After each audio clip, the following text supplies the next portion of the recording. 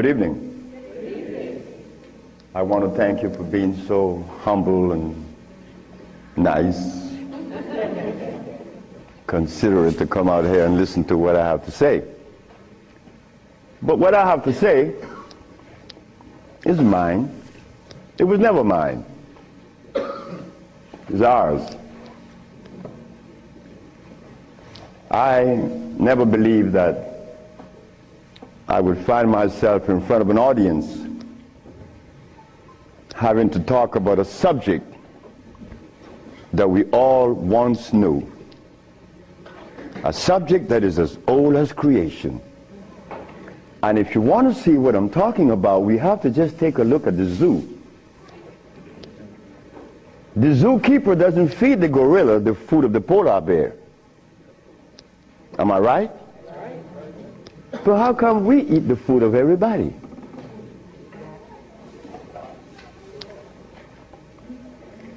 We'll begin this lecture by letting you know, first of all, I'm your brother. No more, no less than you. I can't be smarter than you. That's impossible. We have the same amount of brain cells. So how was I privileged to be navigated to this information? I don't know. I don't even question myself. I just like to live. As a little boy, I hated school. That is the truth. I didn't go to school.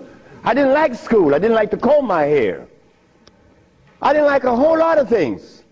I didn't like money. I was 12 years of age. I was Seventh-day Adventist. Corby Brown. We left that afternoon from the church. It was the 13th Sabbath. I said, Kirby, how did you like the lecture? I didn't. I said, why you didn't, Kirby? Because they talk about Solomon. I want money. I said, Kirby, but when you have wisdom, you have everything. Well, I don't know what wisdom is now, nor then, but I knew that money was not my pursuit. Kirby said, I want money. We were 12 years of age, 1945. I'm 73 years of age now. In 1994, a young man by the name of Tom Flowers came to me and said, guess who is coming tomorrow? I said, who? Kirby Brown. I said, well, if I remember correctly, Kirby said when we were 12 that he wanted money. I hope he made millions of dollars. I don't have any millions. I don't even have $1,000. Which I don't. But that's okay. I live. I found that avenue, or it was shown to me how to live. Not to read books. Because everybody reads books. But yet, society is deteriorating more every day. Everybody reads books. The brother called the other day on the radio and said that he asked about corn, right? Corn? He read books. He said that the text, the Kemetic text showed him that corn is good. Well, he better examine his text because corn was made by man. But anyway, Kirby said he wanted money. That was a Thursday. Tom Flowers said, Kirby is coming tomorrow. So I said, well, if Kirby didn't make his millions, I'm going to remind him that we are alive. We are alive. Kirby didn't arrive.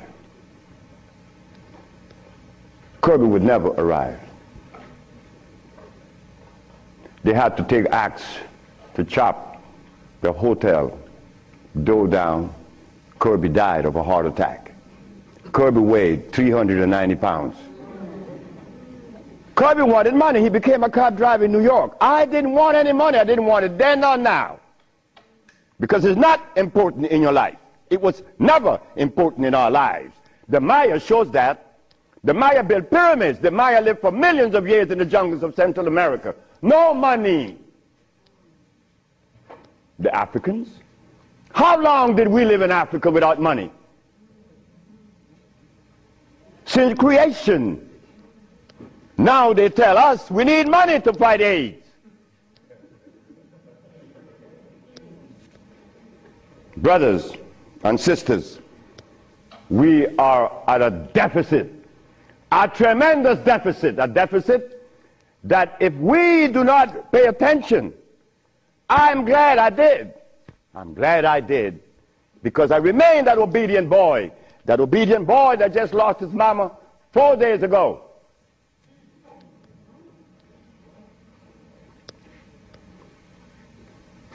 I listen.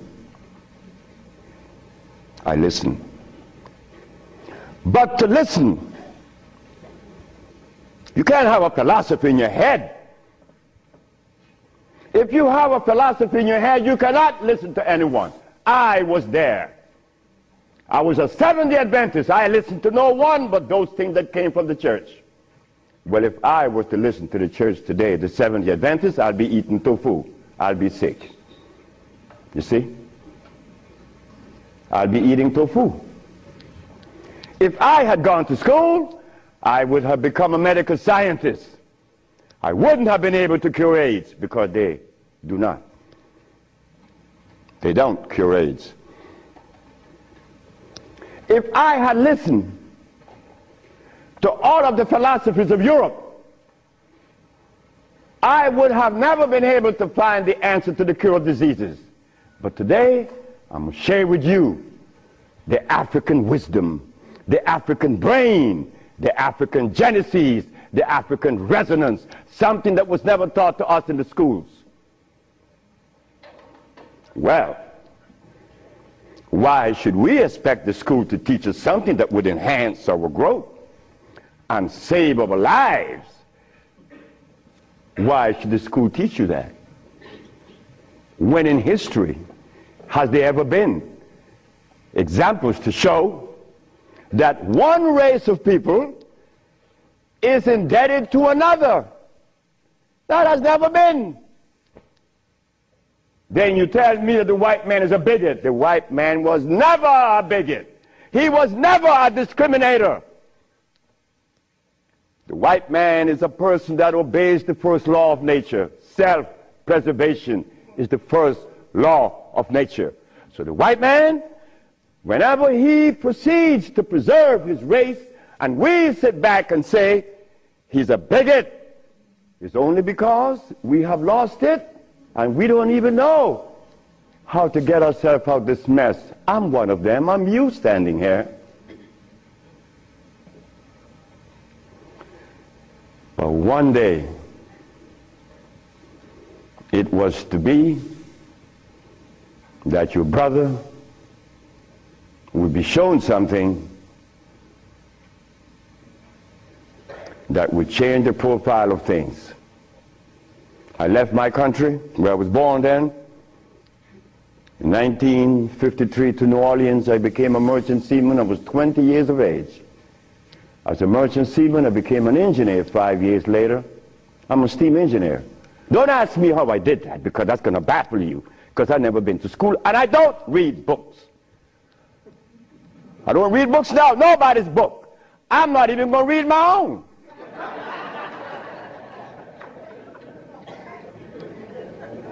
Because all the book readers come to me asking me, how did you cure AIDS? But that's like asking the gorilla, hey man, how come you keep yourself healthy without a hospital? How come you don't have any medicines? We'll begin. I became a merchant seaman right quick to take you through my life. Left Honduras without going to school, became a merchant seaman, became an engineer, worked for the County of Los Angeles as an engineer. While as an engineer, the County of Los Angeles, something is to happen. Something is to change my life completely. First, it was a Mexican. The Mexican said to me, "You're dying." I said, "I know." "How do you know?" "Because I fell out going to the bathroom a Sunday afternoon, and I didn't reach the bathroom. I got up off the floor. Something must have happened between there and the bathroom." But I had gone to the neurologist, the endocrinologist, the jail practitioner in Russia, in England, in Germany, in France, United States. And they were people that knows what it is about. They had the great big books on medical science. But my asthma and my diabetes, my impotence was kicking. What happened to the books? They read books. All the physicians that treated this boy read books of all kinds. Nothing happened. I goes to Mexico, and the Mexican have a goat in his house. Every 5 words it was bad, bad. And I'm looking around. The Mexican said, "The goat bothering you?"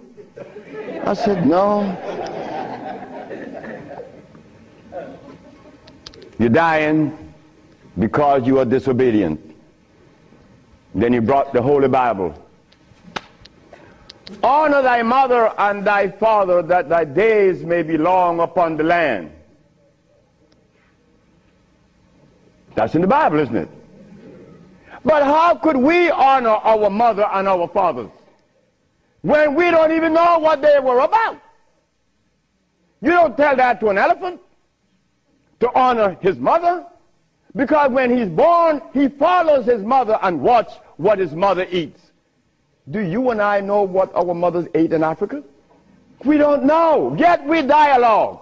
We dialogue on this level of intelligence because I know Plato, I know Aristotle, I know all about Diogenes, but you don't know what your mama ate.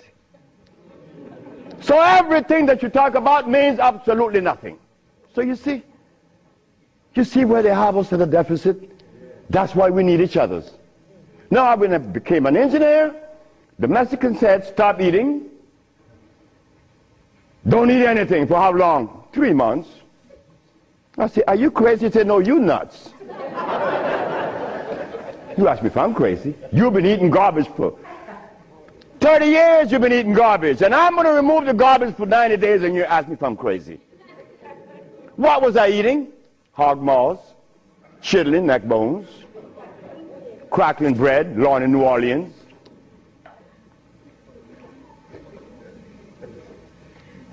Eggs, because the grown-ups told me when my penis wasn't getting hard, eat eggs, drink raw eggs. And I did, by the dozens. And nothing happened.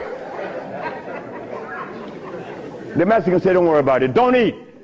90 days later, I was no longer impotent, no longer diabetic, no longer asthmatic, no longer with glasses on my eyes, and this stomach hair was 42.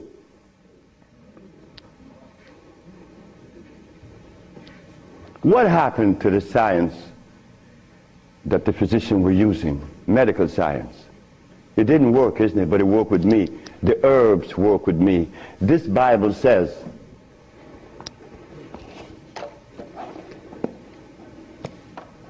in the book of Revelation, it says 22 verse, and the first chapter, it talks about the herbs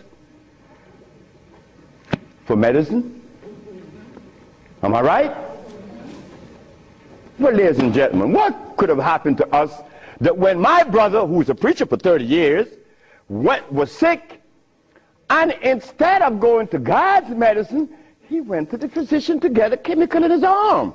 My brother died 21 years ago. I'm not a preacher. I would never be a preacher. I told that to my mother. She wanted me to be the preacher. I said, "No, no, no, no, no, no. That would be the last thing that I would consider." She said, "Why?" I said, "Because I want to live truth. Even if it kills me, I'm going to live truth." And truth is, the Bible says that the herbs are for the healing of the nations. But the preacher, when he gets sick, he go get a chemical. What is the message he's sending to God? Come on, just be fruitful. Let us be truthful today. If never again in our life, let us be that today. Why do we go to see the doctor to give us a chemical when the Bible says the herbs are for the healing? Why do we go? Well, you're going to soon find out. That's what affected me then and probably affecting me now to a great degree. More than I would ever realize. Because remember, I want to go to the blackboard.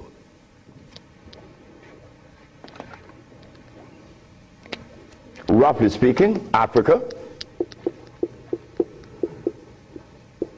Way overhead, we put America.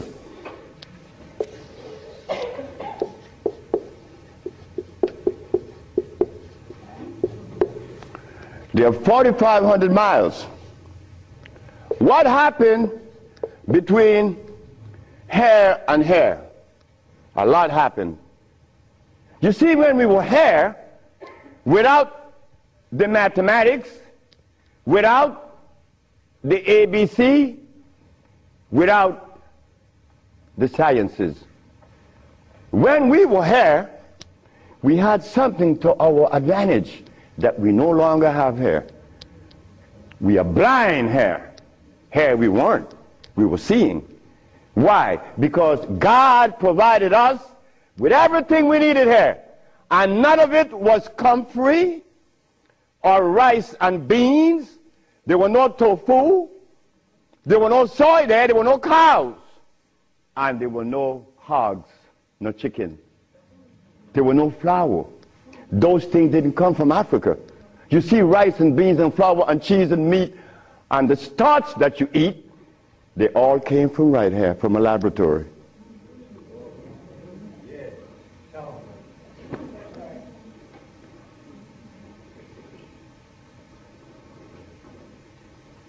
Now, for us to eat, you have to have in your big skull the understanding of biochemistry. But when we were here, we didn't have to know anything about biochemistry. Why? Because God doesn't make poisons. You see, God doesn't make carrots. Well, let me put it here. Stop the garbage. Anytime someone tells you that tofu is good for you, that someone that just gave that information to you has one eye open. But he's confident that when he tells you to eat carrots and you drink it, you have both closed. So a one-eyed man is king where everybody's blind. But the one that recommends the tofu is only half seeing. He's blind. He got one eye open only. But he doesn't know it. Example. Before we get into the real lecture, pull this out. This is how people take privileges on us. They don't care about us. They bring us information that, oh God, that's why the rest of the world laughs at us. Because they know that we have both eyes closed. Here it is. Moringa. Moringa has 23 times the iron in spinach. Spinach has iron? No, because spinach, let me take my time because there's a whole lot of information. I don't want to jog it up. Anything that has a pH of 7 plus is alkali.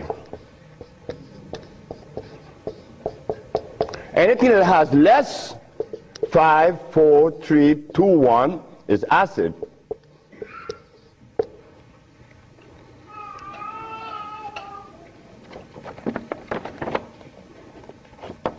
Spinach.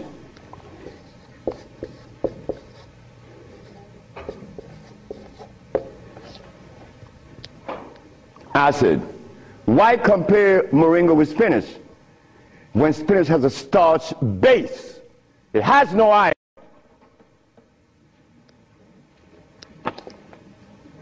7 times the calcium in milk. Milk has calcium. Well, I stopped drinking milk 42 years ago, and I could fall on my knees. You drink milk with moringa, because they said to mix it with milk and some pages hair, you're not going to fall on your knees at 73. You're going to leave your knees down there. 11 times vitamin A that you find in carrots. Carrots has vitamin A. Carrots belongs on the acid side of life.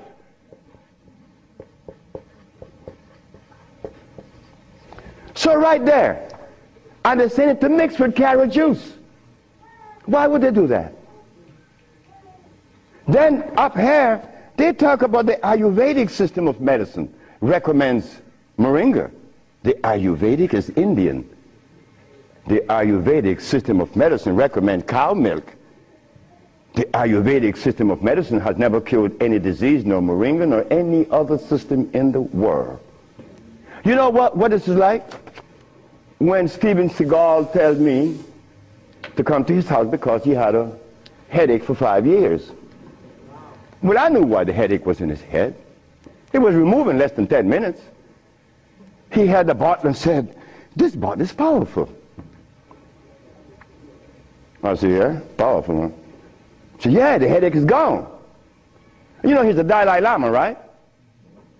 He wanted me to go to Kathmandu. Kathmandu? I'm going to go to Kathmandu. To do what? Talk to lamas. Lamas for what? What am I going to talk to lamas for? They couldn't cure your headache that you had for 5 years. The lamas need to come and see me, not me, the lama. But since we were compromised, we left all our food in Africa. You and I don't even know what we ate in Africa. So don't even go there. But we have the opportunity because one of your brothers happened not to go to school and look outside of the paradigm of school and found something altogether different. And what did I find? That anything that God made is on the alkali side. Why? The molecular structure is complete. It was made by nature, not man. Anything that God made has no starch. That's another thing. Anything that nature makes has no starch. Anything that man made has to have starch, because starch is a binder. To titrate two unequal chemicals, you have to use a starch. Starch is not a food. Starch is a chemical. And what have we been eating since they took us away from Africa? Starch and blood.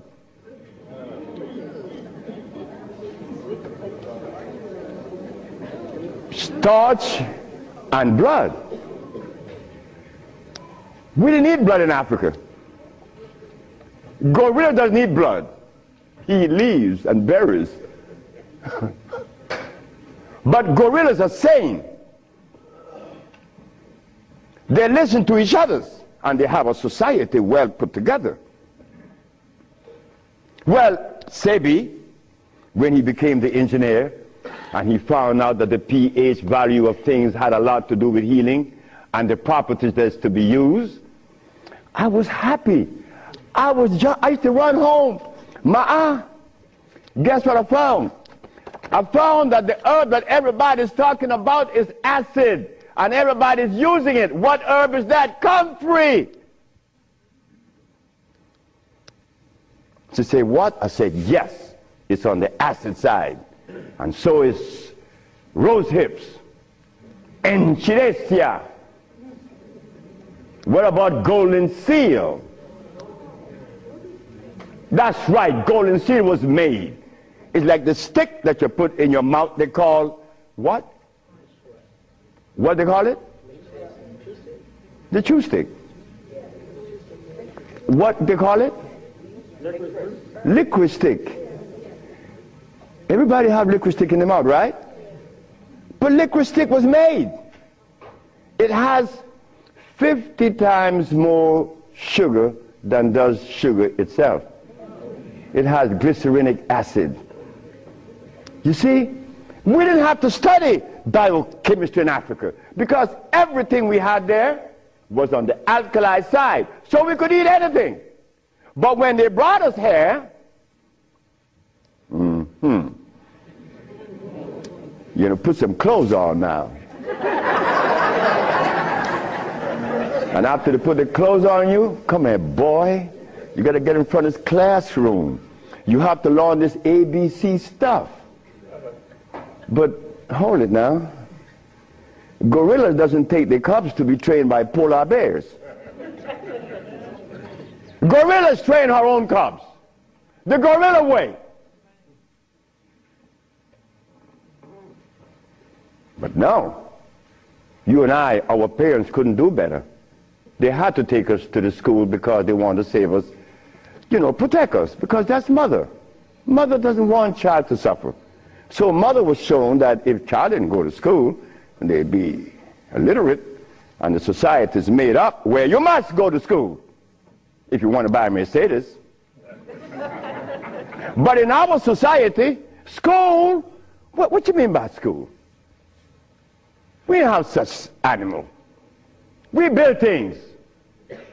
And those who've been to school can't even build the pyramids today. Not in Honduras, not to mention the pyramids in Mexico. They're 4 times the size of the pyramids in Egypt. Oh yes. I know Ben joking and didn't talk about that. But that's okay. Because he needs help like I need help. We all need help. So the school that we thought was going to be so equitable, so useful, has become a deterrent. Because those that have been to school doesn't cure anything. How did I learn and I didn't go to school? Easy. You know, we baby-aged kids, we don't die. Right? We do it. I'm not wiser than you. I may be more mischievous than you. I know that because I do some mischievousness that you would not believe. But anyway, as an engineer, I went to work one night and I began to test herbs. And I began to see that all the herbs that you guys are using are acid, every single last one of them, except for burdock, yellow dock. They're natural herbs. And the other one, which is the red clover, that's a natural herb. You know, they're alkali. They're very good. So I began by compounding herbs from all over the world. And lo and behold, a blind man was killed named Mr. Fredericks. Then the Japanese, Fred Takashita's wife, was killed of endometriosis. She had a baby. She was never supposed to have a baby. It's a white lady from Utah. My boss brought his daughter and his brother with ulcers. They were cured. The boss came to me one afternoon and said, "So you're going to leave me?" I said, "Yep." He said, "You're going to leave me? On your resume, you said that you didn't go to school. And the only reason why I hired you is that I was curious to find out how could a man have an engineer license, never been to school. I wanted you to fail. But instead, you did something that is extraordinary. Are all black people like you?" I say, "Brett Howell," his name is Brett Howell. "Are all black people like me?" I say, "I'm the dumbest." "Yes, they're all like me and more powerful than me." "But how come they're not doing what you're doing? You killed the blind man. You killed my daughter's ulcers. Could they do that?" I said, "They could do it better than you, than me. But why aren't they doing it? Because they're afraid of you. I'm not afraid of God. I'm not afraid of the devil. I'm not afraid of anything, especially you. Because I don't live in fear." So I say, "Brett Howell, the black man of America is afraid of you white people because you guys made him afraid of you. And you should not feel good about that. It's not about me hating white people, loving black or hating black. It's about understanding. Nobody's going to help us but us. Nobody in this world, whether white, black, Chinese, or Arab, could help us it's impossible for them to help us. Why? Because they don't know us. They don't have our genetic predisposition. Look, as a Christian, I used to eat pork. Of course I eat pork, and I love it. But as a Muslim, I eat lamb, which is 10 times worse than pork.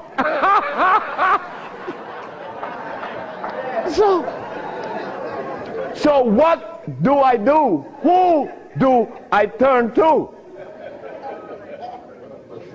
So after I quit my job, the boss said, wait just a minute, because I think you're crazy.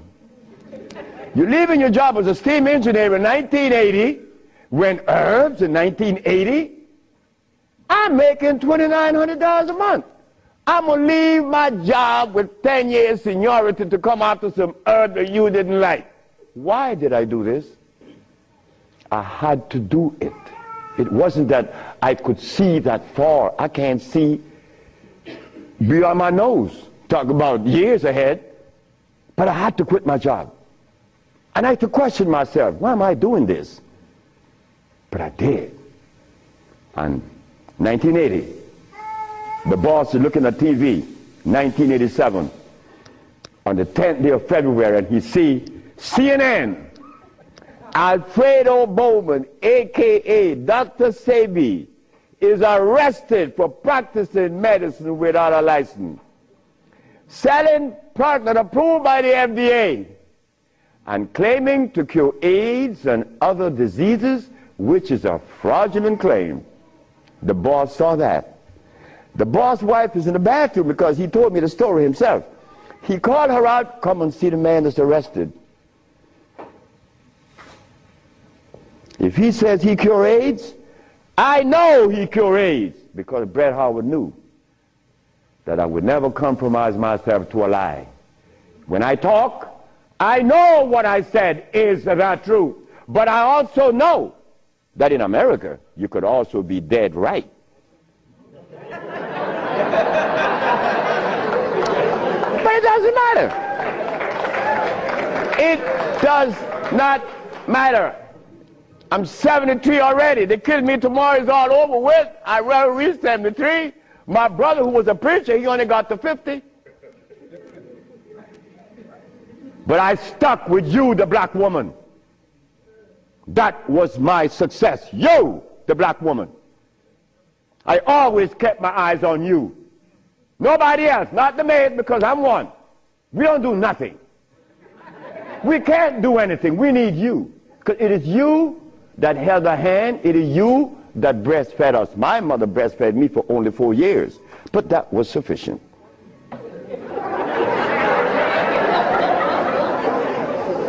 In 1962, two statements was made in a barbershop. 1640 Claiborne Avenue, New Orleans, Louisiana. Timothy Barbershop. Tim Barbershop.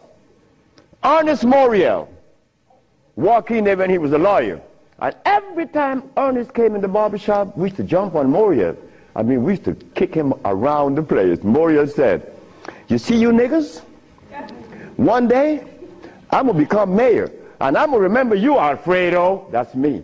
The big mouth. I'm going to have you in jail. Ernest became the mayor of New Orleans. I was in Los Angeles, and the most hurting thing in my life was when I heard that Moriel had passed with asthma, a disease that I used to suffer with, that I was cured of in Mexico, and that I have addressed so many times. Moriel died. Ernest Moriel. Then another statement was made by me in that same barbershop. I said that I would give the black woman a gift. Brother said, Logan said, Sapphire? I said, yes, Sapphire, your mama. I said, she was the first, you came out of her. She held your hand. She teach you everything about the basic things of life, and then she cut you loose. Now she worth nothing. She's Sapphire. I'm going to give her a gift. 1962, that statement was made. But 1962, I was sick. I had asthma, I had diabetes, I was impotent, I had everything under the sun. But in 1964, I was cured, and years went by. Then I found out this is the gift to the black woman. The healing that I found is in your hands now, black woman. Yes, it's in your hands. So in 1987, I was arrested. And while I was in jail, I was the happiest man in the world. Because when I was 40 years of age, I was going to work, and I passed by Miss Louise Wright's house on my right, and I made a statement: I'm going to help humanity. And here it is. 1987 is the showdown. I was arrested. All of the people in New York that were healers, I don't need to call their name. They said, yeah. They got the big mouth. They were angry at me because I put an ad in the Village Voice and the Amsterdam News and the New York Post.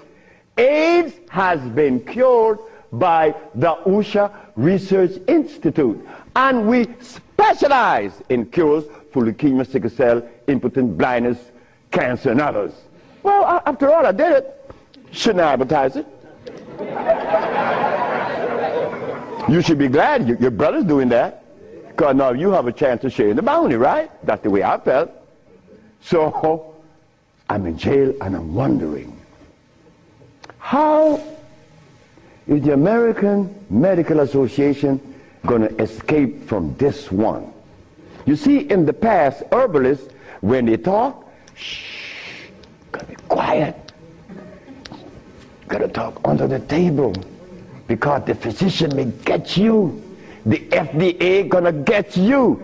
But we seem to forget the one basic thing. When they remove us from Africa, did they bring our food with us? Did they? Well, how could the FDA have such kind of power over us now? Come on now, just wake up to it. So I stood in jail thinking, how am I going to do this one? This is going to be a heavy number, but it's nice because I wanted this moment. I wasn't going to back down. What you mean, back down? I'm representing some black woman. I never had a father. I never had a man in my confines to tell me something. No, I never had a stepdaddy. I had a woman. And then another woman, my grandmother. My great-great-grandmother lived to 124. Her name was Elizabeth. And she lived 70 years without a man. My great-grandmother lived 112. She lived 68 years without a man. My grandmother died at 100. And she lived 50 years without a man. My mother died 5 days ago. And she racked up 40. My mother died while I was coming to see you. I didn't turn back. You know why? The relationship with me and my mother was one of love. And she would have never wanted me to be there. My brother told my mother when I was about 10 years ago, he told her, yeah, you didn't like me. You didn't give me any love. You didn't give Fred any love either. That's me. So my mother said, what you say? You gave all your love to the pastor, not to Fred and me. My mother said, like, Fred, are you in on that? I said, ma'am, this boy was talking garbage.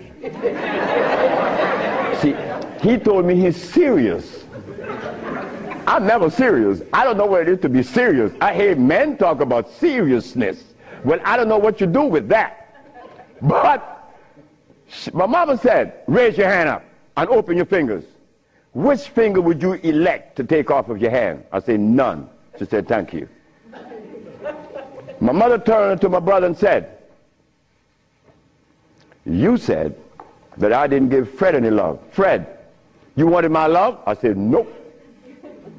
Didn't want it. I didn't need it. Because my mother knew if my mother ever interfered in my life, I would be upset. I was in the streets by the river all the time. My mother knows, all mother knows the child that need her love, her attention. But she loves all. But she knows the one that needs the attention. I didn't want my mother attention. And she knew it. But my brother said that she didn't give him any. But the boy went to the 3rd grade. He owns a fishing fleet. He owns an ice factory. And he owns a... That she didn't give him any. But the boy went to the 3rd grade. He owns a fishing fleet. He owns an ice factory. And he owns a fleet of planes. And he said that his mother didn't give him love. You see how we could easily make mistakes? Okay. Mother is mother and will always be mothers. The greatest gender on the planet. So while I'm going to court now, and I'm standing, the judge said, get the man out of jail, and I went to his chambers. Judge Shorter said, young man, you mind if I ask you a question? I said, no, sir. Why did you advertise that you cure AIDS? Well, sir, my mother's alive, Africa exists, and my face, and I would never offend any of the three. That's why I advertise that I cure AIDS. He turned to the woman at the desk and said to her, ask her, did you investigate this man before you arrest him? She said, no. Her name was Phyllis Spade from the Attorney General office in New York. She said, no.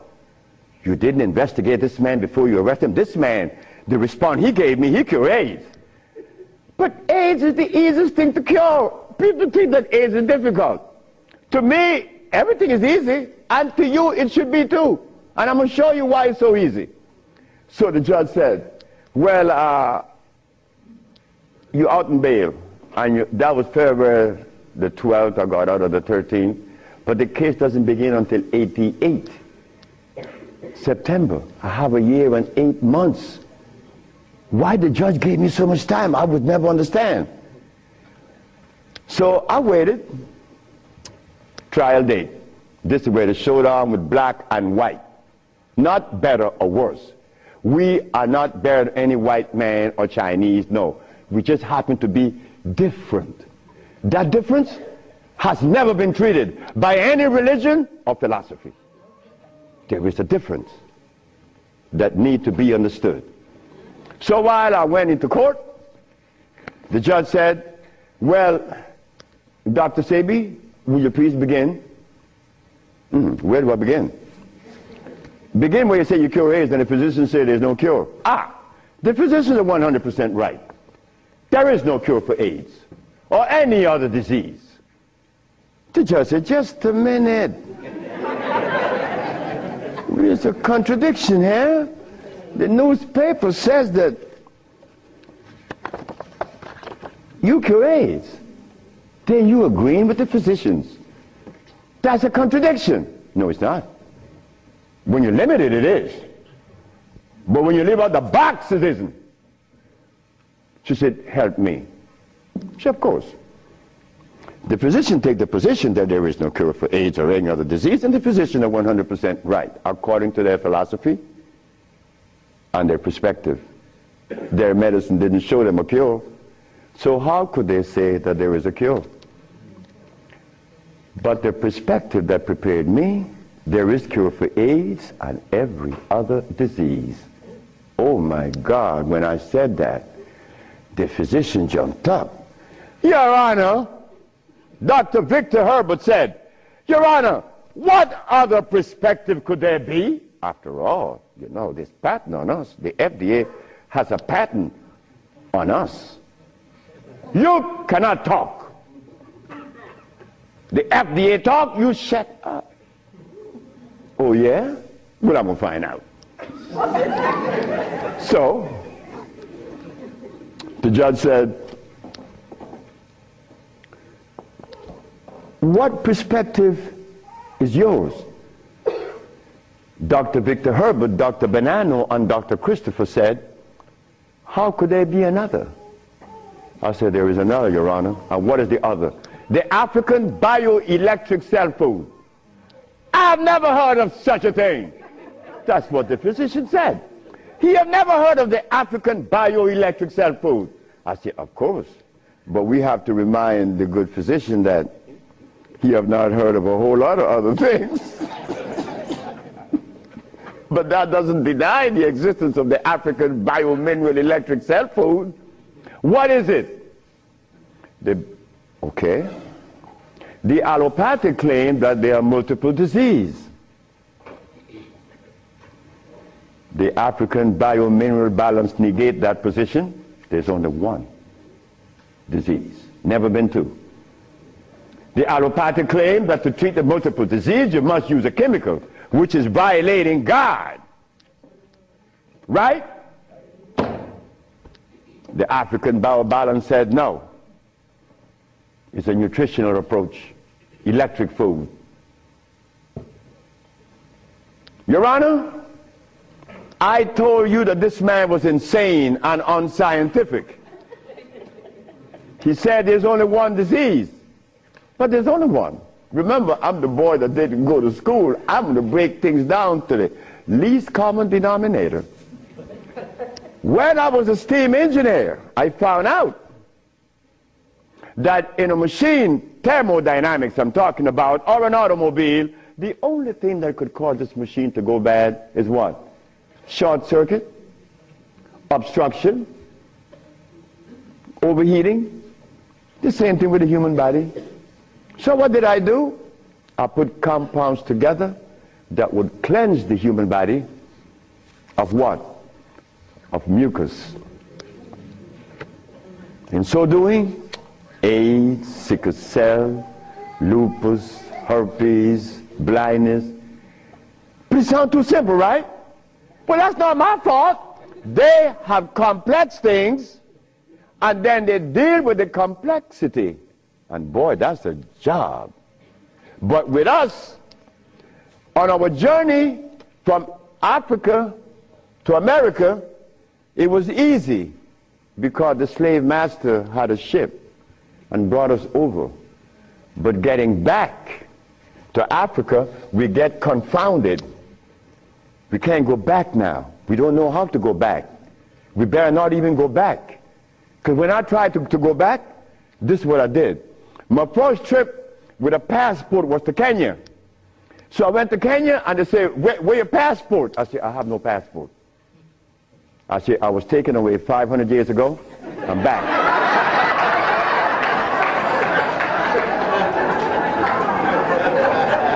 When I left, I didn't have any passport.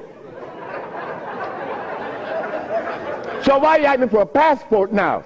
Is a passport African? Put him one side. They put me one side and sent me back out.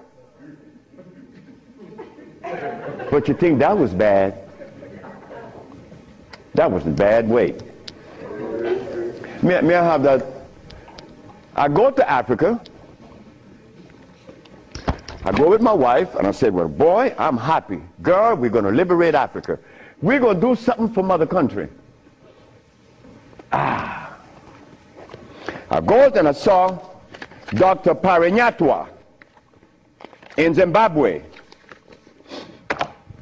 I said, Dr. Parinyatwa, I think your problems are over with. Not only Zimbabwe, all of Africa. Here is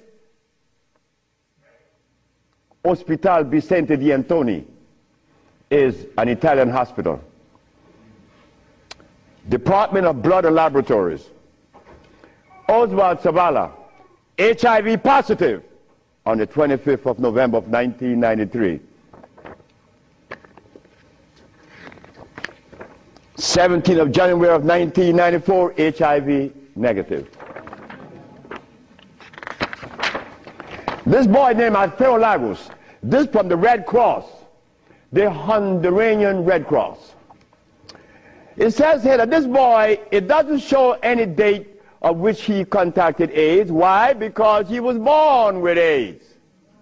But down here it says he's negative on the 19th day of January of 1995. Another one. This one caused a laboratory to call for me. I thought it was funny. This is the next one, the other one. His name is Alex Suarez. On the second day of January, this boy of August, he found himself with HIV positive. On the 19th day of August of the same year, 17 days later, the boy is no longer HIV positive. So they called me for what? I don't know. because I know they're not going to change it. Now, this one you're going to like. This one is from the San Diego Public Health Laboratories. It says here that this man has a HIV-1 RNA 26,205. The boy was supposed to be dead at 25, right? Just go to the other page. 6 months later, he's less than 400. He was killed at 15. So anybody want to read it? Because I could be lying, because that's the way we think. But here it is. No, that's possible. I could be lying. Here, young lady. So, curing AIDS, brother and sister, look, that's the easiest thing for niggas to do. We could do more than that. Curing AIDS, to them is big thing. To us, it's nothing. You understand? But now, here is where this little culprit comes in. Where did I put it? The blood, nope, no good. Here it is.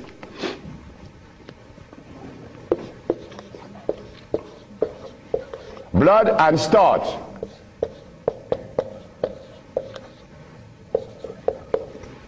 Blood and starch.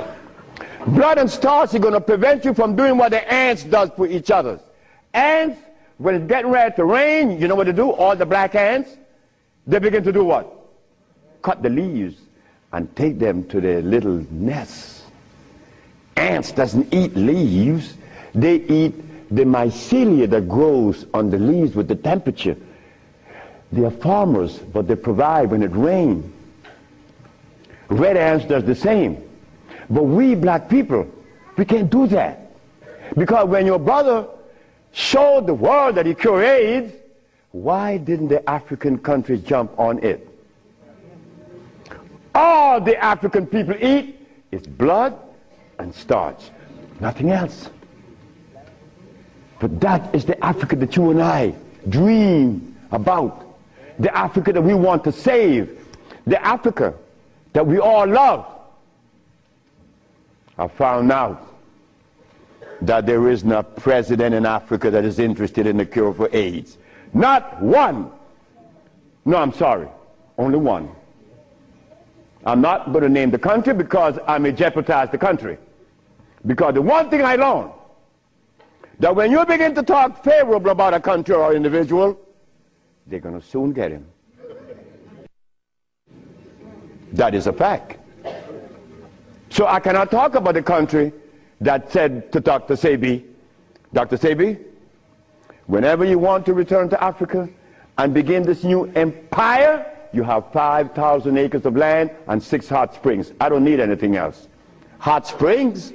5 hot springs with 5,000 acres of land? We could grow food. We could make the best dress. I said, sir, I am not going to come to your country unless I'm able to grow marijuana. He said, marijuana? He said, wait just a minute. He said, I can't do that. I said, well, the compounds I've been giving your nephew that was autistic, that now is talking, was marijuana. And as for you is concerned, when I came here, you weren't walking. You were dying. Now you're running up the steps in the presidency. Yes, marijuana. That's a God's product. That's not cigarettes. You see what happened? My brother used to smoke cigarettes, but my brother didn't know that the tobacco that he was smoking was artificial. God didn't make that. But marijuana, God did make that. So it must have been a good reason why I was told in school that everything God made is good. Well, I know that. I live that. And I always will smoke it for as long as I live. Why? Because I have that right. I have that right. It's not everybody that uses it, from autism to arthritis, is cured, because everything that God made is good. So as I go to Africa, all happy, I came back with my tail between my legs, because ain't happening. It ain't gonna happen. They're not interested in that. But the one thing I noticed today and yesterday, and you may have heard it, President Clinton and Sanjay Gupta, they found the end of AIDS. How could they find the end of AIDS when they have not found the end of diabetes, the end for sickle cell, the end for any disease? But they're going to tell us that they're going to bypass these lesser diseases and jump on the major one, and they got the cure for it.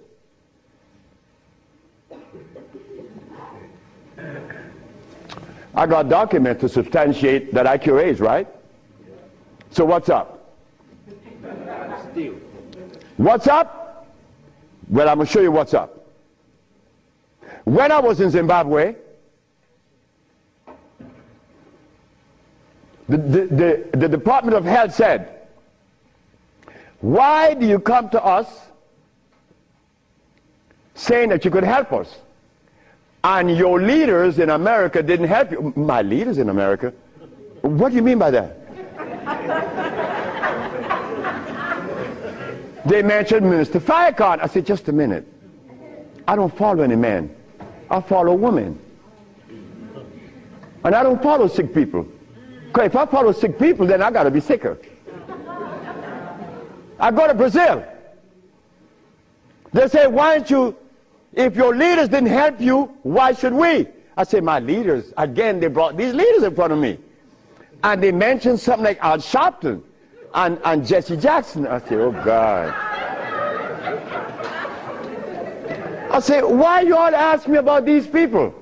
I never knew of Jesse Jackson or Al Sharpton or Oprah Winfrey promoting something that is equitable and good for the black community. That's never been. What they could do is march. That I know. But why do you ask me about it? I'm asking you, why can't you incorporate this in your repertoire? You said me, I have no leaders. My leader is my mama. The biggest testicles on anybody I've ever seen, they was on my mama. So don't ask me about leaders. I don't follow leaders. I never was part of that thinking. I don't need anyone to lead me someplace. So now I'm asking you, what do we do now? I cure AIDS. Are you going to call Oprah? You don't need to. She could advertise 1 million pieces, broken pieces, right? But that's fine. But she cannot advertise the cure for humanity. But there's one little dude that got himself in trouble. And he was totally unaware of what was going to happen. This little dude, I'm home with my wife, enjoying myself, a Sunday afternoon, looking at TV, somebody threw a rock on my window. It's Randy Jackson. What did you want? My brother want to see you. Your brother? Michael? Okay. I went. Well, he's sick as hell. Well, I treated him, and he got cured. He saw it, and he was encouraged to take me to the Rayburn building on Capitol Hill. Oh my God. This is going to really confound you. Michael Jackson took me to the Rayburn building on Capitol Hill on the 31st day of March? April. No, of March. March. It was March. 31st day of March of 2004. I said, why are you taking me there? Because you cure AIDS. I said, but what makes you think that they are interested in that? What makes you think that the world is interested? I don't care if it's any country in the world, they are not interested. Especially Africa. They were never interested. AIDS isn't killing Africa. Hepatitis C is killing Africa. All of West Africa is red line for hepatitis C. you talking about? But they're Muslims. So they have to eat the Muslim food, which is goats and lamb.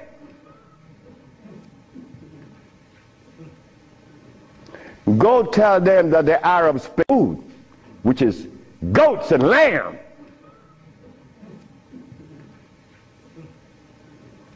Go tell them that the Arabs played a trick on their brain. You cannot do that. Me, I remain the son of the jungle woman. The jungle woman that didn't have any clothes on. Yeah, I am her son. I stuck with her and she liberated me. You have to hear this. One morning, I woke up and I heard the music that was playing. You know how you turn your radio on and you're sleeping, but the music on the radio would influence you, and you dream that you're seeing the artist is playing, right? You ever had that happen to you? This morning, I'm listening to John Coltrane. 4 o'clock in the morning on channel 850 on the TV. I'm sleeping, and I'm hearing John Coltrane playing Interstellar Space. But then, something was happening while this music was playing. I was looking at a black woman doing this from behind a tree. I woke up, and I didn't know how to interpret that dream. But then I was leaving that morning for Los Angeles. As I got to the airport, the governor was there. The governor said, "That's him. That's the man that cured Alcida of leukemia. That's the man I'm talking about." The governor had a lot of people around him. So I went. I was leaving for Los Angeles. He was leaving for the capital. He didn't know that we were going to meet that morning. So they were talking to me and asking me questions. Finally, 2 men that were standing away from me, they were white men from the United States. They came up to me and said, "Well, we have heard of your miracle cures." I said, "Sir, I don't even know what a miracle is, especially perform one. I just happen to cure leukemia. That's not a miracle. To you it may be. Because your school of thought have you to believe that curing these diseases is one great big feat. No, it's simple common sense. I'm an African. Now this is where the naked women are going to come out. They said to me, "We have heard of your miracle cures, but have you been saved?" You see? Right there, I consider that an imposition. Why do you take the liberty to believe that I'm one of those that have accepted your philosophy that I have to be saved? I say, from what?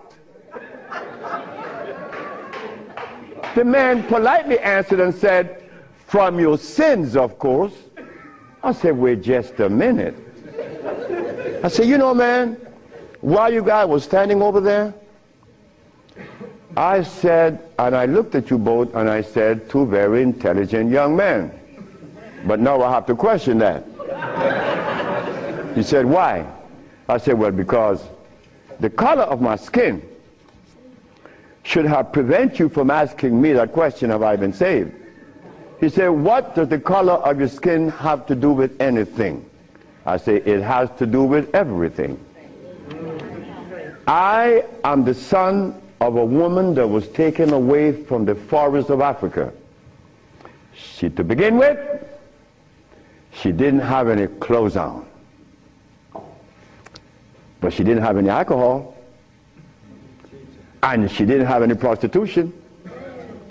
And she didn't have any supermarkets. And she didn't have a hospital. And she didn't need anything that God didn't make. And she didn't have any money. So all these things constitute sin. So my mother in the jungles was sinless. How did I become sinful?" You cut it out. You stop that. We have to begin to change our diet, because this diet here of blood and starch is all we eat. That is all we eat. And then with this diet of blood and starch, which confounds their hormonal structure, we have the nerve to tell each other's brother, you were wrong. I'm wrong? I mean, where did you get that from, I'm wrong? You've been eating blood and starch and you're going to tell me I'm wrong. No. We got to stop it. Because the blood and starch is why I couldn't penetrate Africa. So, you forgot, right? I'm in the Rayborn building. Who is present? Sheila Jackson Lee from Texas, right? John Conyers, Illinois. Or Detroit? Jesse Jackson Jr. from the House of Appropriation. Our most beloved President Bush. No, we have to give him credit. And no African government ever given me the privilege to practice herbology. Bush did. Bush appropriated $5 billion to fight AIDS in Africa, right? And the African government didn't appropriate one dime. They didn't want their brother to do it for free. So Bush stands out way above there. Bush gave $5 billion, and Jesse Jackson Jr. is there. So when I go to the podium and I say, fellas, y'all don't have to look for the cure of AIDS anymore, here it is. Jesse Jackson Jr. did this.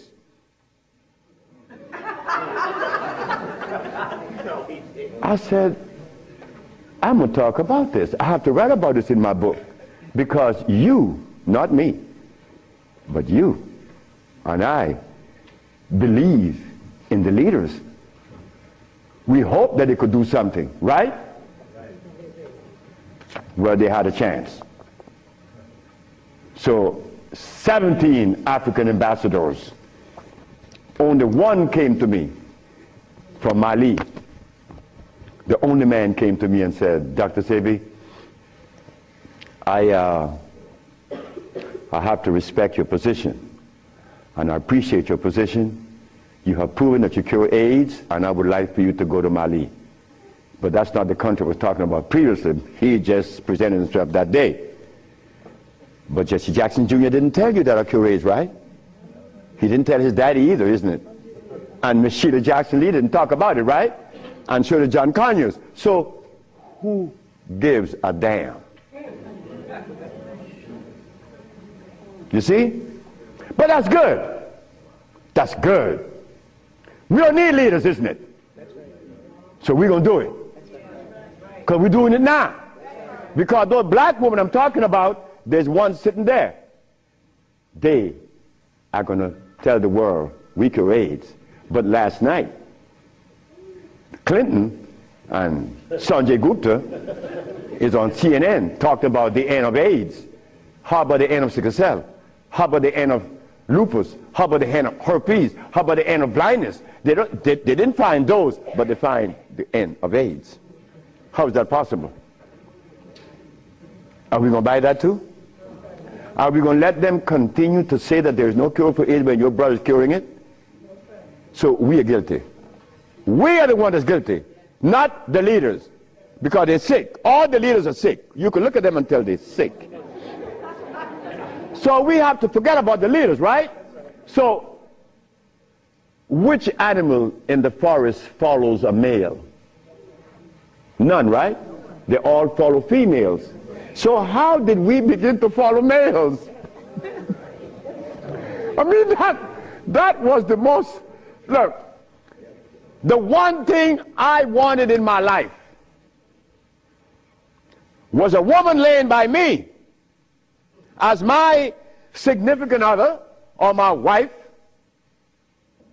that she didn't have a God or a devil in her brain. That woman is sitting there.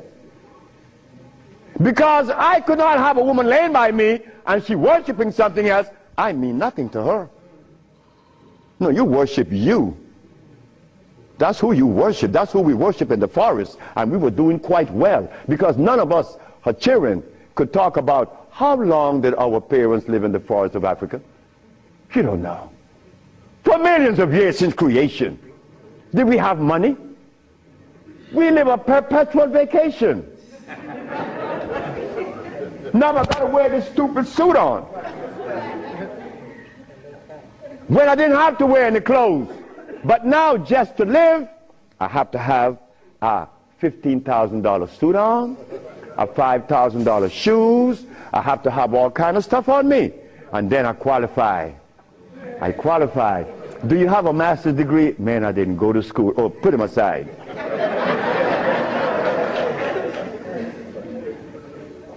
So in essence, there's no one on this planet that is interested in the cure for any disease. None of the leaders, none of those who are talking, they are not interested. It was simple. It was understanding that is alkalinity that cures, not acidity. And any healer that comes to you with these things, like adding carrots, like moringa, it says here, one of the things that I are careful with, it says here, if you add carrot juice with it, it's going to help you. But just a minute, carrot was made by some dude in Holland. It's very acid. So this moringa knows that you have both eyes closed, so I could sell you anything. We don't want that anymore. We don't want to tell stories anymore. We don't want to protect the stories anymore. But you see what happened? When you have been healing or call yourself a healer for 20 or 30 years using comfrey and rose hips and recommending tofu, and someone come on the set and says that you may not be quite right, man, you get off there. You begin to get crazy. You begin to go crazy in that person because you have invested 30 years and people know you, and now you can't turn back and say, I was wrong. Well, I was wrong. And it was one little lady, 94 years of age, named Mrs. Holloman. I was along with the rest of the healers. I was reading these books by Jethro Kloss, Alma Hutchins, Indian Herbology of North America, Myers, Christopher, also this other named Shooks. And they all have calcium in it, so I had to believe that, right? And I went to Mrs. Holloman. I said, Mrs. Holloman, you got to drink carrot juice. She said, sit down, boy. I think you're crazy. I think you're out of your mind. I'm 94 years of age. I don't wear glasses. I don't need you to come and tell me to drink carrot juice because I know that carrot is a poison. I was in Rattan, the island of Rattan, and a woman was listening to me talk, and she asked me, what is the best breakfast in the morning? I said, I don't know. She said, a glass of hot water. I know she was right. The sister was right. So in essence, all of the hoopla about AIDS, we're just noise. We've been curing AIDS since 1984. Why didn't you know about it? The media didn't let you hear it, right? Jesse Jackson Jr. didn't talk about it, right? Well, I think in the book I have to mention his name because this is what's happening. They're lying to us, and we have to stop it. We have the cure for every disease in the world. We, the black race, is responsible. Not the white, not the Chinese, not the Arab. The Arab need help. They need help now. All Arabs need help because there's no way in the world where you find the highest incidence of eye problem like Arabia. Because they eat lamb. But could you go and tell an Arab to stop eating his lamb? It's like going to tell someone that uses cocaine, stop. Then you're crazy. Like going to Africa and tell a Maasai, hey Maasai, You only live 47 years, man, and you're going to die because you're eating raw blood and starch. He's going to chop your head off. And he should. Then we go to Guinea, and my wife came to me running. She said, the young man in there with his wife, he's 19. And she's complaining he's impotent. At 19, she said, yes. My wife came with it. What happened? We asked the boy, what does he eat? He eats cassava. Cassava.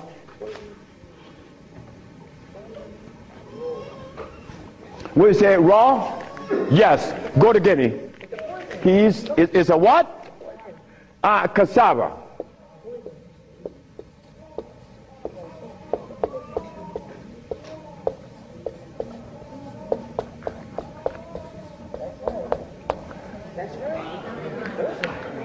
I want you to go to any African country and tell them, no, just ask them, please, why do you eat cassava? Oh, this is African. This is from history. Hey, African, I know you've been bamboozled too, because cassava is not a product of nature, nor of Africa. Cassava is a starch that needs the aid of a man to grow it. Cassava cannot grow by itself, and it has cyanide. But the cyanide has already affected the brain. He cannot think for himself. It's like talking to a Haitian or a Brazilian. In fact, the only country that I have ever visited that have people dark like me, but nobody in Brazil is black. Brazil.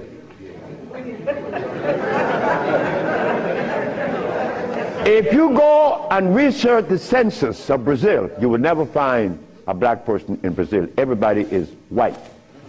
That is how much they have offended us, that we hate the very image that God made. Something is wrong. Something got to be wrong. Me,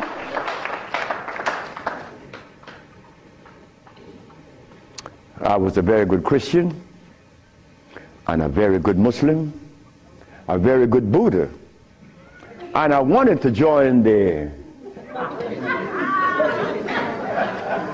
well, I don't want to mention it, but anyway, I was a good everything. But what I found, that they were feeding me the wrong food, and I had to deny all of them because they feed us garbage. There isn't a religion in the world that have fed the black race in America or anywhere in the world the food that is consistent with their cellular predisposition. So if you, my religion, is feeding me the wrong food, then what is the message you are sending? It's like putting gasoline in a diesel car. You would not get to South Philly. No, you're not.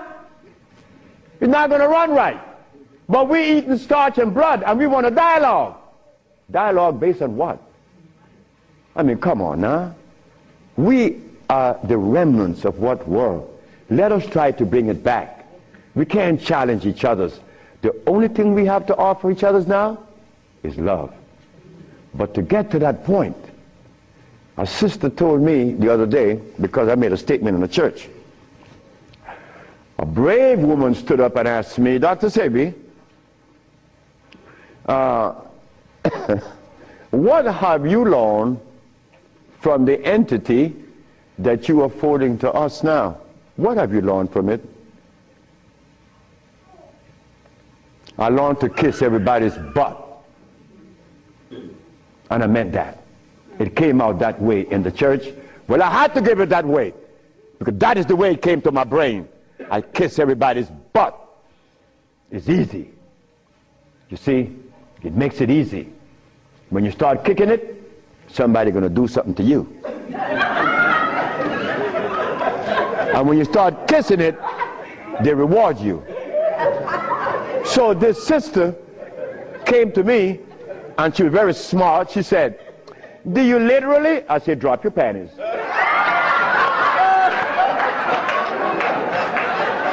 Well, I came out of a woman's vagina, I could kiss her rear end. That's easy, isn't it? Is it easy?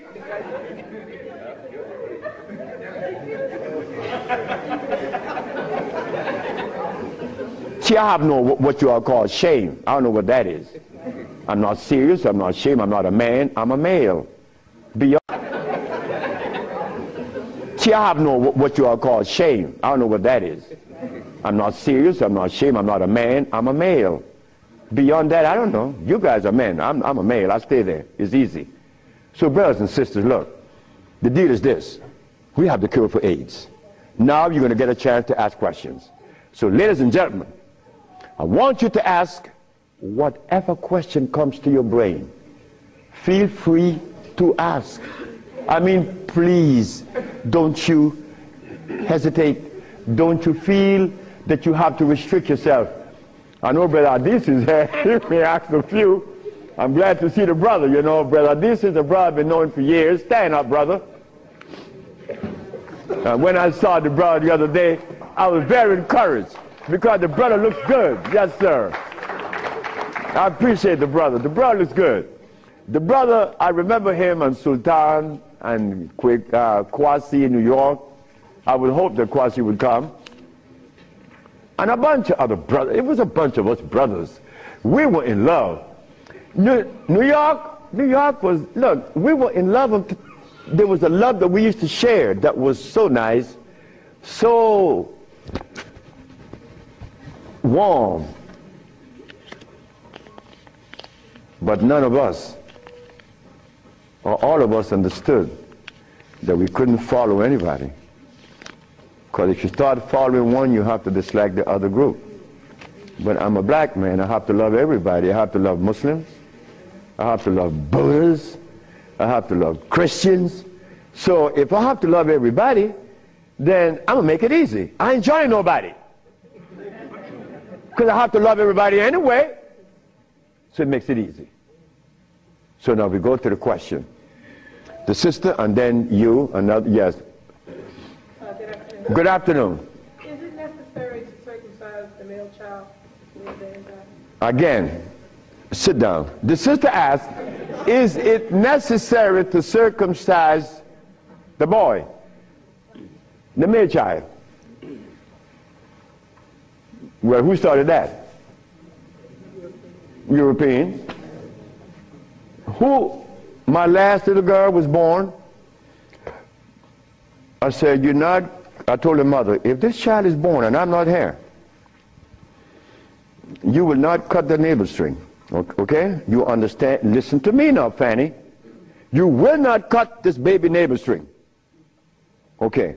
And I'm going to tell you how to do it. When the baby's born, you put the baby on your chest and let the baby suck your breast. The placenta is going to come right out. You put the placenta in a bowl and put some flowers on it. Keep the navel string attached to the baby until the placenta. 4 days later, it falls off the baby. You throw away everything. No cutting, no stress. No, it isn't necessary to circumcise, because I was never circumcised. It was you. Next. I was intrigued by you before and was very successful with it. But I'm a backslider and I want to know, what is the cure for AIDS so I can get back on track? She said that I treated her before and that she was cured, but something happened. I don't know. She wanted to get back on track. And the next question about how do I cure AIDS? Well, I have a daughter now that's 21, and she's the key to beautiful things. She's the daughter of this woman. Her mother hated me, and with all rights. The woman was right. Oh God, she was right. I had 2 wives in the same house, and this woman is in love with me. Oh God, this nigga is crazy. He's a Solomon. Nigga, look, you are a jive, MF. Her mother cursed me out. She cursed me out, and I'm standing looking at Miss Margaret, and I could see the hurt in her eyes. Because this woman is in love with this man that already have 2 wives in the same house. Boy, what do I do? And I find myself in this triangle here and don't know how I got in it. But years went by. No, she got a baby, she got pregnant. They kick her out of the house. But that's okay. She had the baby, little girl, Zave. Zave grew up. Zave was 19. She cured her mother, her grandmother, of diabetes. The little girl that this woman didn't want to come into the world grew up to cure her of diabetes. Last month I got a notice from the mother that Zave just cured a woman in New York of AIDS. How do we cure AIDS? It's simple. We put the compounds together to address the mucous membrane, to cleanse the mucous membrane, to cleanse the bowels. Simultaneously, we went to the forest and found the herbs such as the, over here on the alkali side,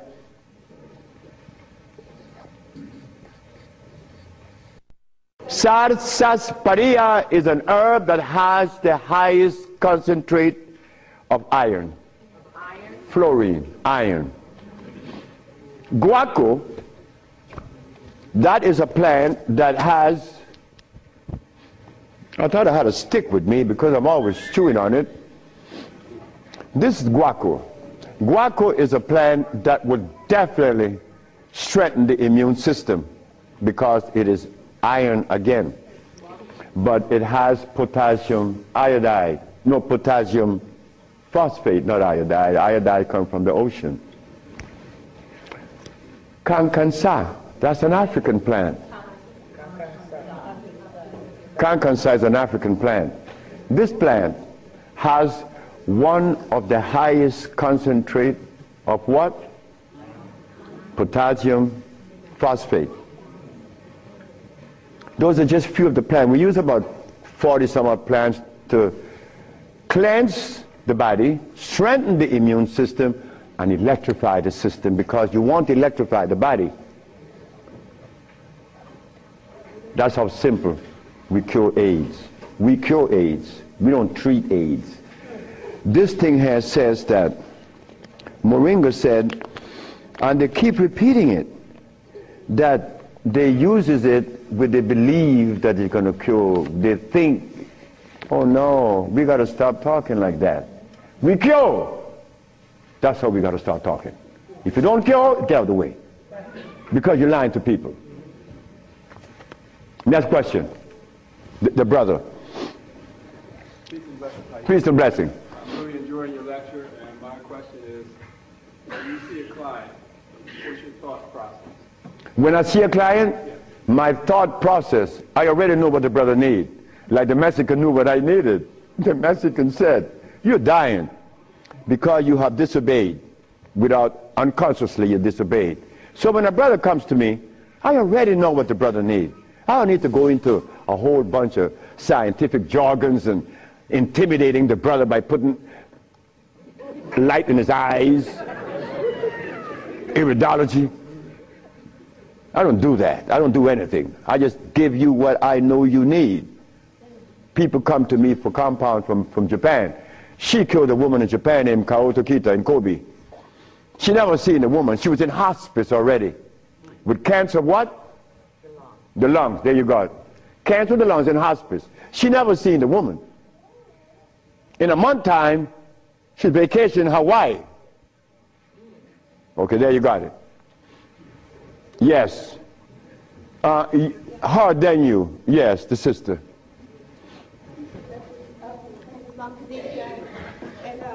I have a sister she was diagnosed with Alzheimer's, and she's been in my care for 2 years. I do have her on a fresh food diet, all organic foods, all raw foods, and I'm seeing a big improvement. But I feel as though she needs some other things. And what else can I do to help her? Alzheimer's. She has Alzheimer's, yes, sir. Okay, Alzheimer's. That's a brain problem, right? Remember what I said? There's only one disease? Okay. When you have mucus in the nasal passage, it is sinusitis. When you have mucus in the bronchial tubes, it's bronchitis. When you have mucus in the lungs, it's pneumonia. But now you have mucus where? For you to have Alzheimer's, where is the mucus? So we have to remove the mucus from out of the system, especially the brain, but then we have to feed the brain. That's where biochemistry comes into play. the brain. Like if the sister was suffering with rickets, that's bones, right? So we have to address calcium. If she had leukemia, it would be blood, that's iron. But now she has Alzheimer's. She has mucus in the brain, which prevents the brain from receiving what? Oxygen. Now, what is the brain composed of? Copper and carbon. That is what produces electricity. Copper and carbon. It's simple. Copper and carbon produces electricity. You go to an electrical plant, and all you're going to see is a big wheel turning, and it's copper. But against the wheel are these carbon brushes, and the friction of the carbon and the copper produces the resonance they call electricity. Electricity is not fire, it is vibration. But when you short circuit it, it's become fire. So yes, we do have, but she must go to Honduras. What is her age approximately? What? Oh, she's young. She's young. She's very young. She could go to Honduras, and it would be fast. Why Honduras? Like sister went to Honduras with her husband, Linda, Richie, and her husband. She will see the improvement in days. Like the woman went down with a goiter. Like the brother went down there with his stiff leg, and in 3 days he was running up the hill. And he could not believe it. Like, this is where a name comes to mind. And I want you all to remember this, because this is a woman that we all love and we all respect. A brother was taken to Honduras, to the village. You see, the thermal waters in the village has a pH of 8.9.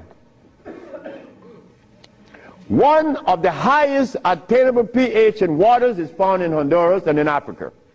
Thermal waters, that is.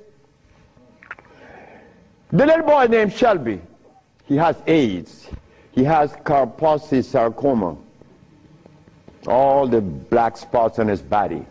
The boy went to the thermal bath 1 day, 2 days, 3 days, 4 days. The boy came out of the bathroom screaming. The black spots were gone. His mother and my wife Ma'a were very close friends. Ma'a told Malakia, take Shelby to Honduras. On the 4th day, he's doing good. How long is Shelby going to stay there? 1 month. I said, 1 month, he's killed. On the 4th day, the soul disappeared, right? On the 10th day, he tell his mama, I want my passport. She said, for what? I want to go back to Los Angeles. Dr. Sebi says that you have to stay here a month. He said, bitch, did you hear me? That is what we, mothers and fathers, get from our children today because of those hamburgers. It wasn't Shelby's fault. It wasn't that child's fault. That child went back to Los Angeles and began to use crack and died about 2 months later. But Malakia is telling the sister that you all know very well about the incident. Present was Oprah Winfrey, and she said, she was telling the story to her aunt, which is Maya Angelou. Well, I'm nobody. I'm nobody anywhere in the world. I just happen to cure AIDS, but that means absolutely nothing. My son told me I messed up. I should have been a boxer in cracking people's jaws. I get millions of dollars. But the crack jaw come to you and they pay you pennies. So you are nobody, daddy. In this world of today, curing AIDS or any disease means absolutely nothing. I am not a famous person. I'm insignificant. So Miss Oprah Winfrey said, well, if he's that good, how come I haven't heard of him? Well,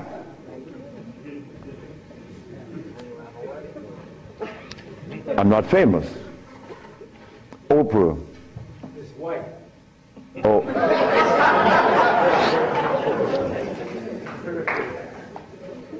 My book would be out in July. I know she's not going to advertise it, although she suffered embarrassment with 1 million broken pieces. But that's okay. We have to remember the blood and starch. So when you go home, you remember the blood and starch, because that prevents you from liking you, from loving yourself. Because I was there. I was there. Did I want to blow my brains out once? Yes, I did. Well, why was that? I was stressed. I was eating blood and starch. But when the Mexican came and said I was wrong, I listened. And here I am, 42 years later. Do you see the benefits of this? A Mexican came to rescue me, to rescue you. So we cannot. But wait, the other part of it is Africa. There isn't an African country that I could go and practice herbology. But why did Bush, who all of us think, or most of us think the man is bad, how come I could practice herbology in the United States? You got power over him. That's why. I don't have any power. No, I don't. Because I don't even know what power is. I just know what's mine. That's all. I know what's mine and what's yours, what's ours. So what's ours, when the Supreme Court said, the FDA said, you are not supposed to sell these products. Exhibit A. The FDA said, what? That I'm not supposed to sell my products? Well, maybe the FDA knows the food that is consistent with the African cellular predisposition. Because when they removed us from Africa, they didn't bring food with us. Maybe the FDA knows about these foods. Could you tell us, please, Mr. FDA? But when the FDA talks, we get scared. Scared of what? They're not God. You understand me? No, I don't have any power over nobody. I don't want that. If you know what I like to do, you will know I don't want any power. the brother in the back. Hepatitis C. Yes, sir. Mr. Charles Fisher. Who is Charles Fisher? He was the manager for LL Cool J. That was my second case of hepatitis C. Yes. What is hepatitis C? The liver has been stressed. Right. Beyond. Hepatitis C is nothing. Maria Elena from San Pedro had cancer of the liver. Her mother and her aunt bought the black dress to bury her. The doctor sent her home to die. Maria Elena's sister saw a newspaper with me in it. She said, hey, there's a nigger down there in Jutiapa that got a big mouth that says he could do a bunch of stuff. And she came. 2 years have gone by. Maria Elena is healthier than her sister. Yes. What is hepatitis C? It's when the liver has got so toxic and loaded with what? With poison. Blood and starch.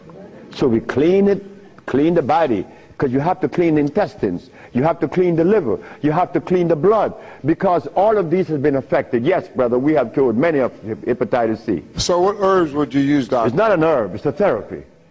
Therapy? It's a therapy that we have. Okay, I was sort of encouraged to, what's that, interferon. Interferon? Yeah, I was encouraged to be... Brother, interferon is something that's been on the set for 25 years, and I have been curing AIDS and sickle cell and lupus, herpes, blindness, and paralysis. Interferon doesn't do that. Interferon is a chemical that is derived from the penis of a brother. You know that, right? You know it. Yeah. That's not even right. Come on, the Bible says The Bible said the herbs are for the healing of the nation. The Bible didn't say anything about chemicals. Right? Okay. So now, we could tell the world, yes, we object. Oh, one more thing. One more thing is very important. Many of you have insurance companies, right? Insurances. And on that sheet, it says that they do not honor anyone that is not accredited physicians. Meaning that you are compelled to go to see a physician to give you his chemicals. But now, they are telling you that they are God. And that you have no other recourse. Well, let me tell you something. Yes, they have to honor us. Because we have the only compound in the world that is consistent with our cellular predisposition. Nobody else. Can you give us some foods that are alkaline? Food that are alkaline. We could begin with mushrooms. We could begin with mushrooms, quinoa, quinoa,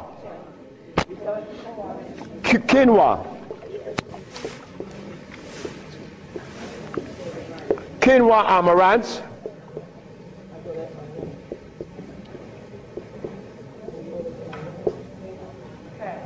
mushrooms,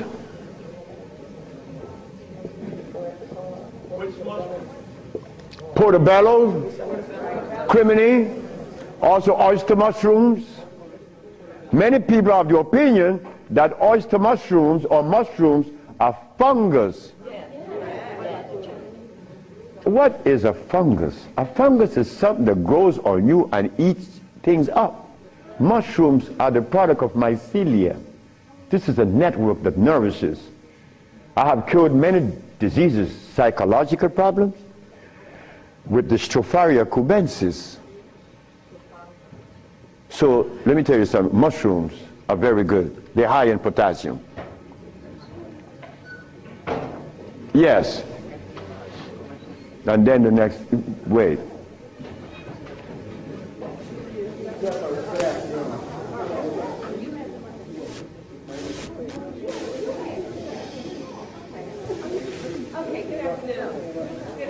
Good afternoon, ma'am. I know the blood and the starches, two of the things you said that we should get rid of. I'm working really hard. I've gotten rid of the blood. I'm having a hard time with the starch. I just needed an idea of some things to substitute. Yeah, substitute. Well, and one more question, water. I do the distilled, but I hear a lot about, you know, drink spring, drink distilled, which I do the distilled a lot. Okay. About the starches, you could eat quinoa or amaranth. And also spelt. You could buy the spelt pasta. Spelt. You could buy spelt. I eat a lot of spelt. And you know something? I learned something lately, like I'm learning something every day. Because I don't know everything. I don't want to know everything. And it's impossible for me to know everything. But I learned this. That when you combine spelt flour, quinoa, and amaranth together, just the pure powder, the flour, and you want to bake something, if you just add the almond milk and the sea salt and the other ingredients, such as you could add a little bit of what? Agave is good. That's very good. But now, if you want this flour to rise up and be fluffy, who said sea moss? You did. You cook the sea moss to a jelly. And you take about 2 tablespoons and you put that cooked sea moss in the batter along with the almond milk and the rest of the ingredient, and that stuff becomes fluffy. I said, this is a natural yeast. And someone hit me to that, which was Gary, right? Gary Ricketts worked with me for many years, and he still works with me. And he put that together. He made a waffle. Oh my God! I used to go to Gary's house in the morning just to eat his waffle. But his waffle was sweet because he used to put the maple syrup in it in the batter, and then he make the waffle. You didn't have to put any maple syrup on it after that. It was delicious. And in the morning, okay, just let me go quick through all. Peace, Dr. Sebi. I wanted to know if you accepted practicums, internships. What's that? Internships, like practicums, to come and learn. Well, I came from Honduras, You come from Honduras? No, I want to practice. I want to know if I could have an internship. Oh, if you want to... I know you say black woman is key. So oh, as a student? Yes. Well, that is what we're working on now, because the woman took over the whole thing, my daughters and the women that associated with them. And they would like many more sisters to join in, because I'm out of here. I want to go sit down by the river and smoke my dope. Well,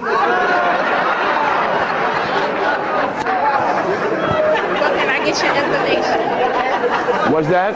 Can I get your information? So wait, the sisters, give her your number, because she's the one that's in charge of that, and I'm quite sure that she's going to consider you. Okay. Wait, the brother is deciding. Hi.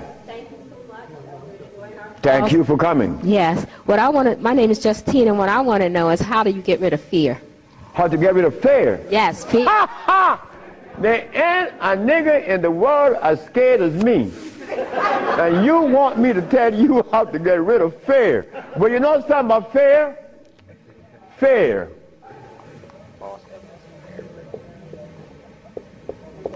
Fear is a natural occurrence.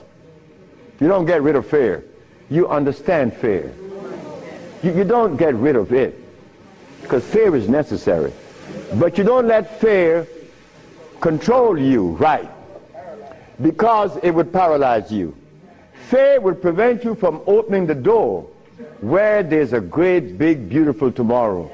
Fear, you see, when I was insane, to a greater extent than I am now, I was placed in a psychiatric ward in New Jersey. And they were right. But what they didn't know, that I was aware that I was sick. I was also aware that I would not take any of anything that they gave me in that hospital. But there was a man that, you know the swinging doors, right? A swinging door is a door that opens both ways, and you're going to swing it. And every time he came to his door to go inside his room, he used to stand there. And he could never open that door. I used to go by and swing the door, and he'd go in and say, "Thank you, man." Why couldn't he open that door? Fear. But once you open the door and you see this great big thing, fear is gone. A bright tomorrow, hey, I'm no longer in fear. But then comes another one that's going to trick you.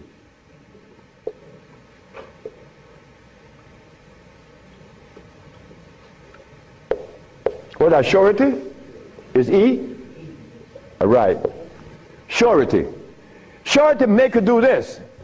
Yeah, I'm bad now, but there could be a quicksand there, and you're gone. So you learn that when you conquer fear, then you walk, but you test carefully.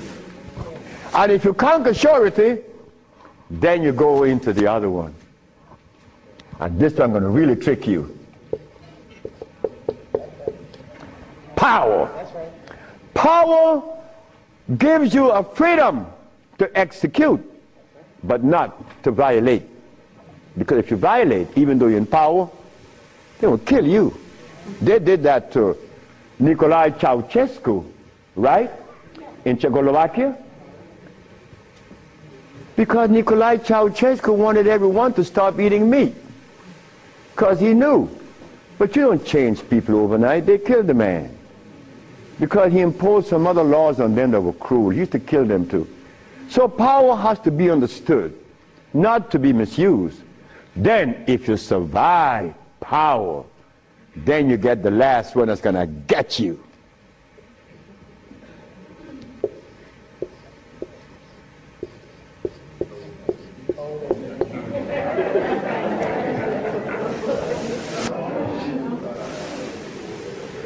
So you see, it's all about peace. I'm happy that I'm 73 years of age and that I'm happy, but I have to thank the Mexican. But when I go around my brother's 73, are you all right? I say, Marcel, that's the only one alive now. My age. I say, you asking me if I'm all right? No, man, I'm not all right. He's coughing. He got these back pains and stuff. And I say, you could do better than that, because you're only 72. I'm a year older than him. But he can't see beyond where he's at. And I shouldn't expect for him to make such a leap, because I didn't do it that way either. Because even after the Mexican had stopped me from eating the stuff, I went back cheating with some chicken. And one day I went by Brother Bill Stenner's, the Golden Bird. You all know the Golden Bird in L.A., right? You remember that? And I bought some Golden Bird chicken. I ran home, and I look out the window. Nobody's coming. and take it outside and spray the house, because they had these 4 black women. They were nosy.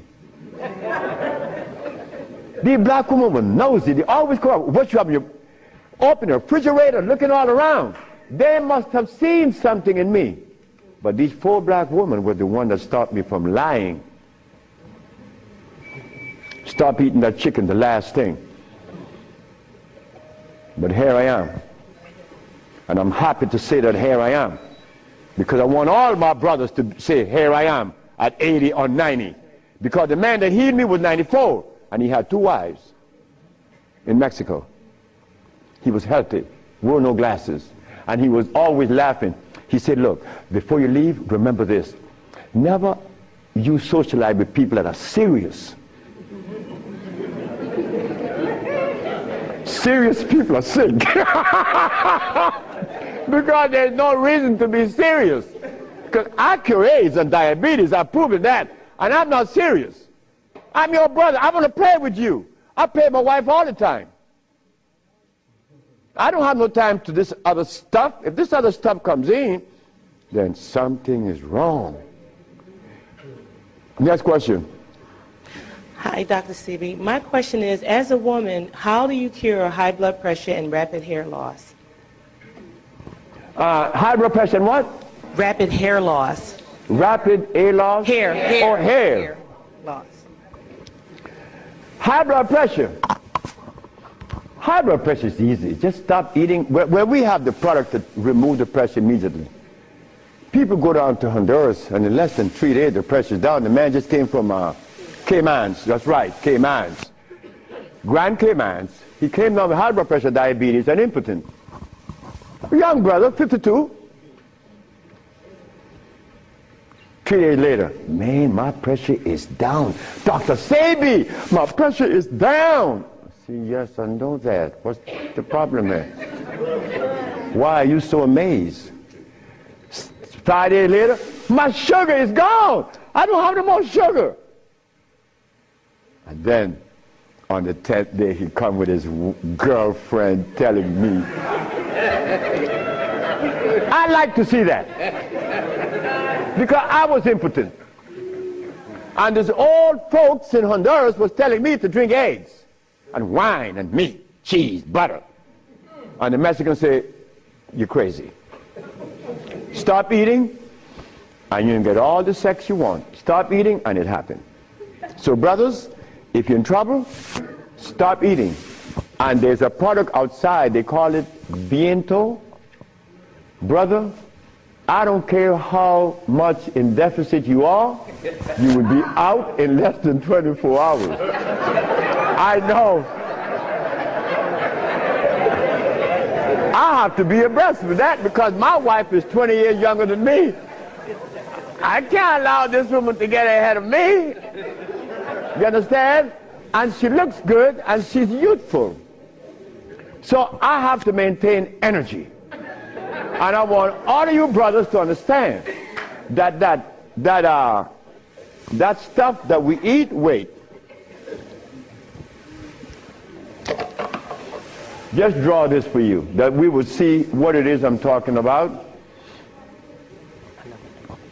Because this is important.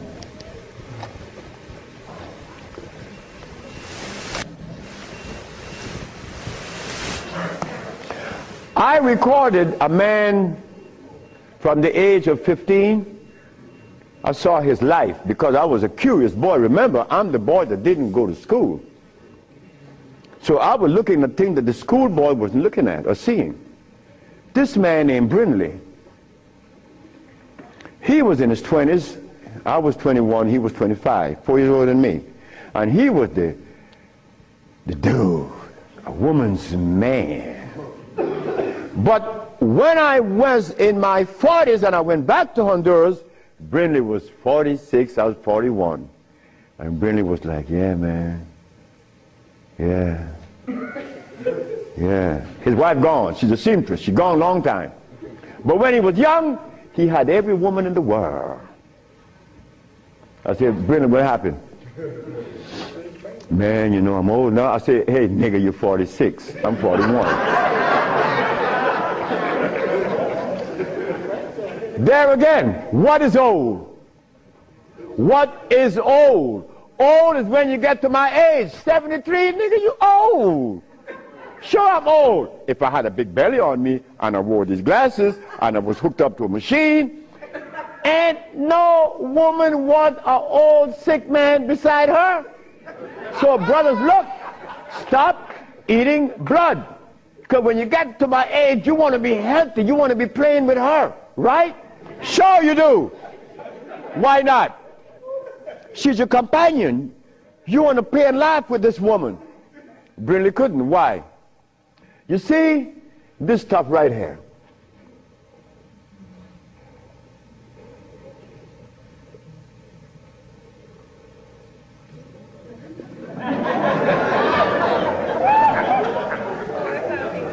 This is what a man plays his manhoodness with, his penis. Yeah, I'm a man. But in here,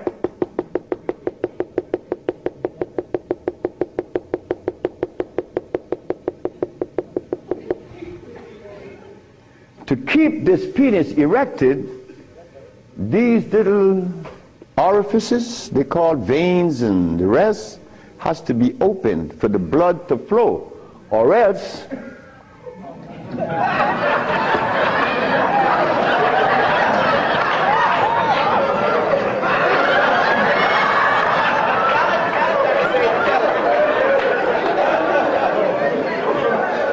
you think I can't talk about it? I was 30 years of age. That was happening to me. And the last person that saw that was a woman named Audrey Williams. She said, what's wrong with you? I said, I don't know. She said, you're sick. You better see a doctor because you're too young. You're 30 years of age. And I did. And it happened. But I had to stop eating. On the 1st, 2nd, 3rd, 4th, 5th, 6th, 7th day, I was happy. On the 8th, 9th, 10th, 11th, 12th, 13th, 14th, I was going and holding on to the bathroom. Everything was spinning around. Why? Because all of the mucus that was leaving my brain, my eyes was very foggy. I couldn't see. I was already wearing glasses, but now it's worse. But on the 17th, 18th, 19th, on the 17th day I woke up, I was looking at the ceiling, and I remember feeling so calm. A feeling that I had not experienced in many, many, many years. I was calm. On the 27th day, I didn't hear the wheezing in my chest from the asthma. My diabetes, I couldn't find glucose in my sugar. But on the 57th day of fasting, of not eating anything, I had an erection. Why? Why? Aha! They drain out. It drained out because I was taking these herbs and drinking water. Taking these herbs and juice and drinking water. And the body got a chance to do what? cleanse itself.